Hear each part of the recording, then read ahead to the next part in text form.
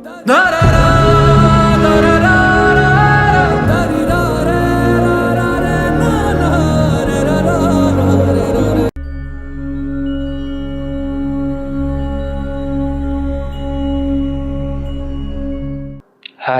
ಎಲ್ರಿಗೂ ನಮಸ್ಕಾರ.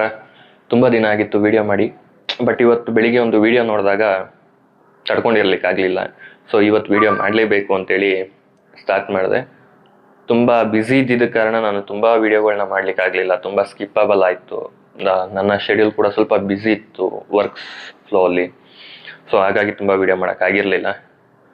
ಬಟ್ ಇವತ್ತು ನಾನು ಕೇರಳದ ಒಂದು ವಿಡಿಯೋನ ನೋಡಿದೆ ಬೆಳಿಗ್ಗೆ. ಆತನ ಹೆಸರು ದೀಪಕ್ ಅಂತೇಳಿ. ಆತ ಒಂದು ಮಾರ್ಗವಾಗಿ ಬಸ್ಸಲ್ಲಿ ಪ್ರಯಾಣ ಮಾಡ್ತಾ ಇರ್ತಾನೆ. ಆಗ ಆತನ ಹಿಂದೆ ನಿಂತಿದ್ದಂತಹ ಒಂದು ಹುಡುಗಿ ಒಂದು ಸೆಲ್ಫಿ ವಿಡಿಯೋ ಮಾಡಿಕೊಂಡು ತದನಂತರದಲ್ಲಿ ಅದನ್ನು ಸ್ವಲ್ಪ ಎಡಿಟ್ ಮಾಡಿ, ನನಗೂ ಕೂಡ ಈ ರೀತಿ ಮಿಸ್ಬಿಹೇವಿಯರ್ ಆಗಿದೆ ಬಸ್ಗಳಲ್ಲಿ ಹೋಗಬೇಕಾದ್ರೆ, ನೋಡಿ ಇಲ್ಲಿ ಬೇಕಿದ್ರೆ ಅಂತೇಳಿ ಆ ವಿಡಿಯೋನ ಸೋಷಿಯಲ್ ಮೀಡಿಯಾದಲ್ಲಿ ಅಪ್ಲೋಡ್ ಮಾಡ್ತಾಳೆ. ಅಪ್ಲೋಡ್ ಮಾಡಿದ ಮೇಲೆ ಆ ವಿಡಿಯೋ ಒನ್ ಡೇಯಲ್ಲಿ ತುಂಬ ಫೇಮಸ್ ಆಗಿಬಿಡುತ್ತೆ. ಅದು ತುಂಬ ಪಾಪ್ಯುಲರ್ ಆಗಿಬಿಡುತ್ತೆ. ಆ ವಿಡಿಯೋ ತುಂಬ ಶೇರ್ಸ್ ಆಗುತ್ತೆ. ಆ ಶೇರ್ಸಲ್ಲಿ ಈ ದೀಪಕ್ನ ಕುಟುಂಬದವರಿಗೆ ಮತ್ತು ಫ್ರೆಂಡ್ಸಿಗೆ ಬರ್ಲಿಕ್ಕೆ ಸ್ಟಾರ್ಟ್ ಆಗುತ್ತೆ ಆ ವಿಡಿಯೋ. ಅವರು ದೀಪಕ್ ಅವರಿಗೆ ಶೇರ್ ಮಾಡ್ತಾರೆ. ದೀಪಕ್ ಅವರಿಗೆ ಶೇರ್ ಮಾಡಿದ್ಮೇಲೆ ಆತ ಆ ವಿಡಿಯೋನ ನೋಡಿ ಅವಮಾನ ತಾಳಕ್ಕಾಗದೆ ಮನನೊಂದು ಕುಗ್ಗಿ ಆತ ಸೂಸೈಡ್ ಮಾಡ್ಕೊಳ್ತಾನೆ.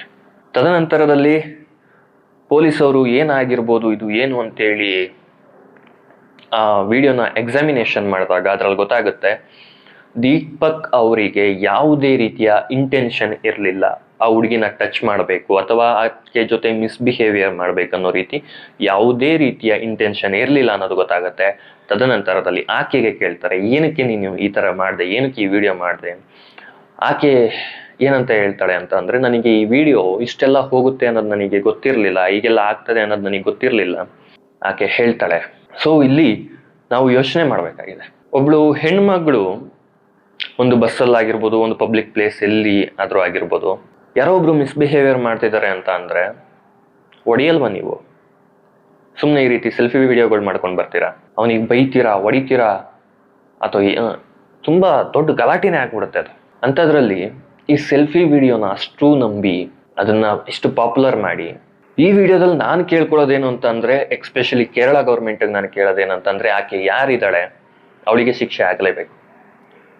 ಏನಕ್ಕೆ ಅಂತ ಅಂದರೆ, ಇವಳನ್ನು ನೋಡಿ ಇನ್ನೊಂದು 4 ಜನ ಫೀಮೇಲ್ ವಿಕ್ಟಿಮ್ ಕಾರ್ಡ್ನ ಪ್ಲೇ ಮಾಡಿಕೊಂಡು ಕಾನೂನನ್ನು ಈ ರೀತಿ ದುರ್ಬಳಕೆ ಮಾಡಿಕೊಂಡು, ಎಲ್ಲ ಕಾನೂನು ಹೆಣ್ಮಕ್ಳು ಪರವಾಗಿದೆ, ನಾವು ಏನು ಮಾಡಿದ್ರೂ ಯಾರೂ ನಮ್ಮನ್ನು ಕೇಳೋಕ್ಕಾಗಲ್ಲ, ನಾವು ಆಡಿದ್ದೆ ಆಟ ಅಂತ ಅಂದ್ಕೊಂಡು ಈ ರೀತಿಯ ಚಿಲ್ಲರೆ ವಿಡಿಯೋಗಳನ್ನ ಮಾಡಿ ಒಬ್ಬರು ಸಾವಿಗೆ ಅಥವಾ ಒಬ್ಬರು ಮನಸ್ಸನ್ನು ಕುಗ್ಸ್ಲಿಕ್ಕೆ ಕಾರಣ ಆಗ್ತಾರೆ ನೋಡಿ.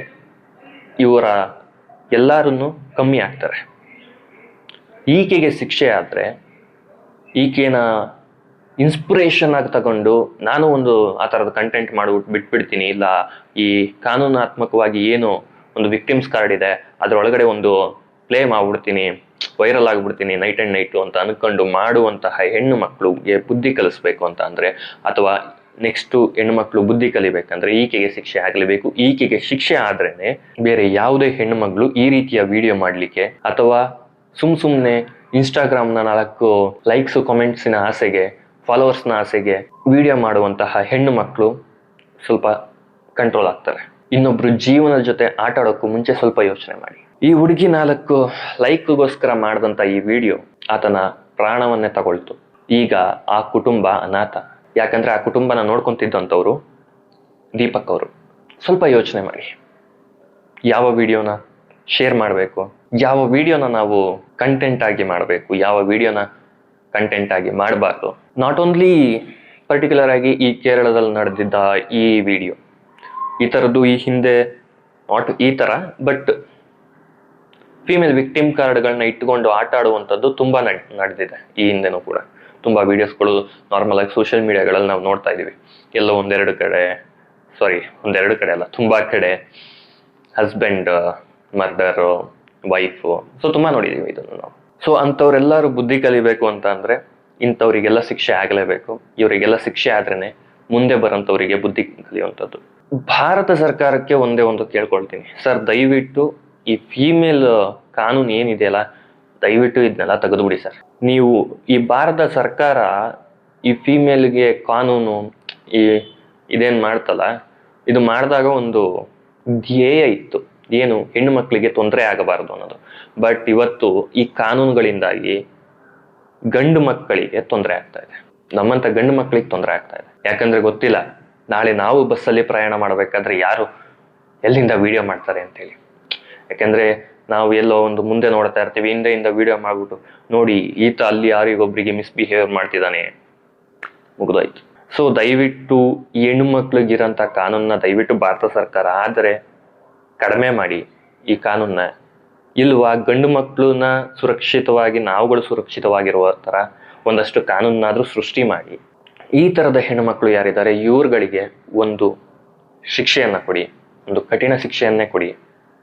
ಯಾಕೆ ಅಂತಂದರೆ ಆಗಲೇ ಬುದ್ಧಿ ಕಲಿಯುವಂಥದ್ದು, ನಮ್ಮ ಸಮಾಜ ಒಂದೊಳ್ಳೆ ದಾರಿಯಲ್ಲಿ ನಡೆಯುವಂಥದ್ದು. ತುಂಬ ಜನ ಹೆಣ್ಮಕ್ಳು ನಮಗೆ ಸ್ವತಂತ್ರ ಇಲ್ಲ, ಅದಿಲ್ಲ ಇದಿಲ್ಲ ಹಂಗೆ ಹಿಂಗೆ ಅಂತ ಅಂತಾರೆ.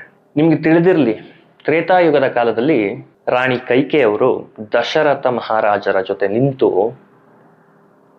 ಯುದ್ಧವನ್ನ ಮಾಡ್ತಾರೆ. ಸ್ವತಂತ್ರ ಅವಾಗಿಂದನೇ ಇದೆ, ನೀವು ಕಂಡುಕೊಳ್ಬೇಕು, ಅದನ್ನ ಸರಿಯಾದ ರೀತಿಯಲ್ಲಿ ಯೂಸ್ ಮಾಡಬೇಕು ಅಷ್ಟೇ. ಸ್ವತಂತ್ರವಿಲ್ಲ ಅಂದಿದ್ರೆ ನಮ್ಮ ಭಾರತ ನೆಲದಲ್ಲಿ ಎಷ್ಟೋ ಮಹಾರಾಣಿಯರಿದ್ದಾರೆ, ಅವರೆಲ್ಲ ರಾಣಿಯರಾಗ್ತಿದ್ರ ಸ್ವತಂತ್ರ ಇಲ್ಲ ಅಂದಿದ್ರೆ? ಯೋಚನೆ ಮಾಡಿ. ತುಂಬ ಬೇಜಾರಾಗುತ್ತೆ ಮಾತ್ರ ಆ ವ್ಯಕ್ತಿ ದೀಪಕ್ ಅವರಿಗೆ ಆದಂಥದ್ದು. ದಯವಿಟ್ಟು ಆದರೆ ಭಾರತ ಸರ್ಕಾರಕ್ಕೆ ಒಂದು ಗಂಡು ಮಕ್ಕಳನ್ನ ರಕ್ಷಣೆ ಮಾಡುವಂತಹ ಒಂದಷ್ಟು ಕಾನೂನನ್ನಾದರೂ ಸೃಷ್ಟಿ ಮಾಡಿ, ಅಥವಾ ಹೆಣ್ಣು ಮಕ್ಕಳಿಗೆ ಇರುವಂತಹ ಈ ಕಾನೂನುಗಳನ್ನು ಒಂದು ಸ್ವಲ್ಪ ಕಮ್ಮಿ ಮಾಡಿ. ಏನಕ್ಕೆ ಅಂದರೆ ಈ ಥರ ಕಾನೂನುಗಳನ್ನ ಇಟ್ಟುಕೊಂಡು ಯಾರೋ ಒಬ್ಬ ಬಸ್ಸಲ್ಲಿ ಎಲ್ಲೋ ಒಂದು ಮೂಲೆಲೋ, ಯಾರೋ ಒಬ್ಬ ಟ್ರೈನಲ್ಲಿ ಎಲ್ಲೋ ಒಂದು ಮೂಲೆಲೋ ನಿಂತಿರೋಂಥದ್ದನ್ನ, ಇಲ್ಲ ಪಬ್ಲಿಕಲ್ಲಿ ಯಾರೋ ಒಬ್ಬ ಏನೋ ನಿಂತಿರೋಂಥದ್ದನ್ನ ವಿಡಿಯೋ ಮಾಡಿ, ಆತ ಅಲ್ಲಿ ಅವ್ರಿಗೆ ಮಿಸ್ಬಿಹೇವ್ ಮಾಡ್ತಿದ್ದಾನೆ, ಇಲ್ಲ ಈತ ಅಲ್ಲಿ ಇದನ್ನ ಮಾಡ್ದ ಅಂತ ಹಾಕಿ ಗಂಡು ಮಕ್ಕಳು ಜೀವನ ಜೊತೆ ಆಟ ಆಡೋದು ಬೇಡ ಅಷ್ಟೇ.